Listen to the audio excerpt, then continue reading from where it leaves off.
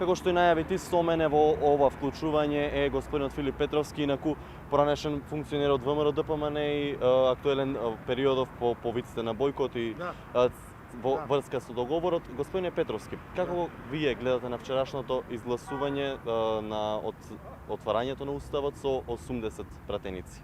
Она што беше неочекувано и прилично се чекаше до доцните вечерни часови. Дали можеби навистина за вас беше неочекувано и се требаше се чека до тоа време или пак беше сосема очигледно дека ќе се случи ова? Беше очигледно, меѓутоа дозволете прво да ја поздравам вашата телевизија, прв пат се појавувам на вашата телевизија, да ги поздравам гостите во студиото, се надевам дека ќе имам можност со нив да дебатирам и во дуел, затоа што ова е малку, нели, јас сум надвор од таму и нема да знам што они ќе коментираат, како и да е, отворен сум за дуел во секое време. За мене не беше воопшто чудно тоа што се случи синојка од проста причина што со денови беше најавувано дека се врши подкуп на пратениците, се спомнуваа суми од 200, 300, 500 илјади евра, 1 милион евра, 2 милиона евра, 2,5 милиона евра, се случи оставка на министерот за надворешни работи на Грција, се спомнуваат црни пари од Грција, дека се користени за медиуми во Македонија, како и за подкуп на политичари. Тоа укажува дека ова е криминален чин. Пратениците се влезени во криминал кој што ја менува суштината на државата и тоа не може и не смее да остане неказнето. Со самото тоа што не само на мене, туку и на малите врапчиња и надвор од Македонија им е јасно дека се врши подкуп, дека пратениците се под кривична закана, дека се ослободувани од притвор за да го направат тоа гласање вчера, процесот е компромитиран. И јас повикувам на ладни глави да се стопира овој процес, да не се предизвикува волјата на граѓаните кои што јасно се определија на 30 септември против овој договор и против промената на суштината на државата и да се вразумат политичарите да не продолжуваат да го буцкат и да го предизвикуваат народот. Народот веќе е сосема на друга страна и со вчерашното гласање се предизвика невиден стрес кај народот. Можам да ви кажам дека според моите сознанија вчера пола македонски народ не спиеше до 5 сат сабајле. А каде е народот на улиците? Зошто нема мобилизација на улиците каде што активно ќе се... Сега ќе ви кажам зошто нема. Се уште нема, а ќе има. Народот ќе излезе на улиците. Повеќето од трибуните, односно трабантите, и на Заев и на Мицковски го плашеа народот. Да ве потсетам дека овдека на дента кога беше потпишан Преспанскиот договор, имаше протести, но полицијата брутално не нападна и не гаѓаше со солзавец. Овде беше потиснат народот према Зоил. У овој правец беше потиснат народот до ГТЦ, а таму беше потиснат народот скоро до Пелистер. И луѓето беа тепани. Имаше и приведени демонстранти, тие протести имаше повредени. Значи беше манифестирана сила. Кој ќе се спротивстави на ова обезличување на државата, ќе се соочи со сила. Исто така трабантите на Мицковски направија се за народот да не излегува. Но народот ги прочита вчера и пратениците на Мицковски и неговата двојна улога, што он ја игра од наместениот конгрес во Баландово и практично ќе видите што ќе се случи деновиве. Народот ќе се само организира и ќе се појави тука и ќе се спротивстави на ова уништување на државата. Во масовни протести, меѓутоа дали тие се чувствува дека ќе има протести.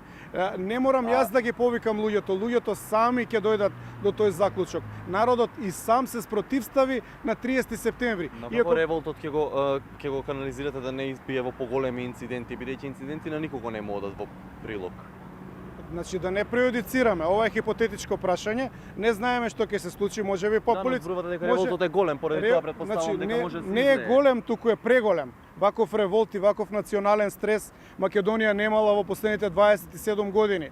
Ова предавство ќе има кулминација и ќе треба да се канализира. Се разбира, јас сум за демократски методи.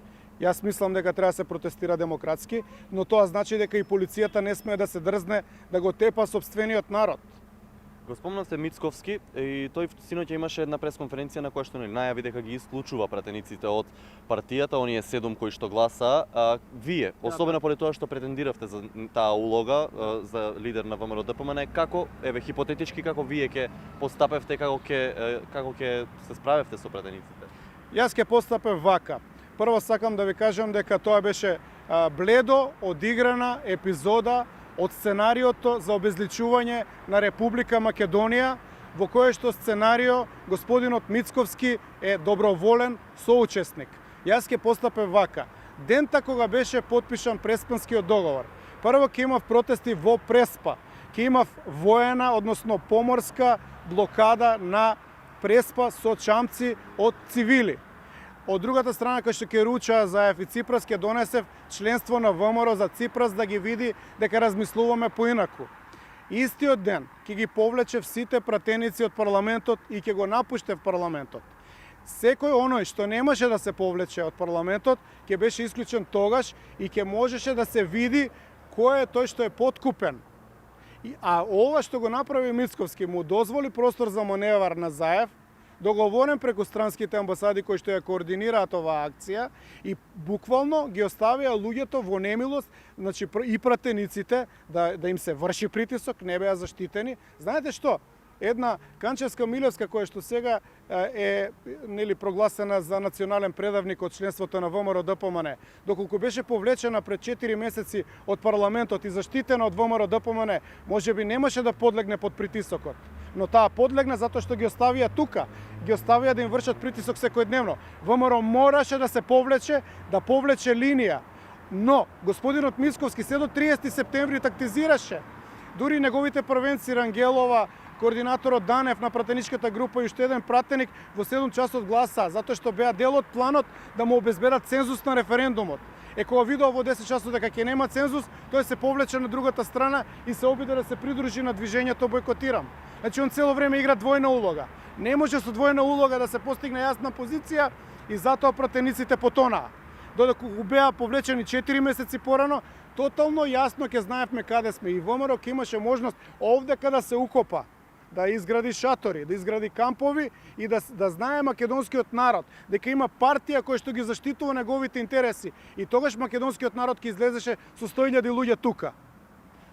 И само во однос на барањата на пратениците и бидејќи овој процес е веќе во тек, дали очекувате да истера, односно уставните измени да поминат или имате вие начин за тоа да го спречите? И кои се вашите коментари во однос на барањата на 7 пратеници? Значи вака, нема очајување.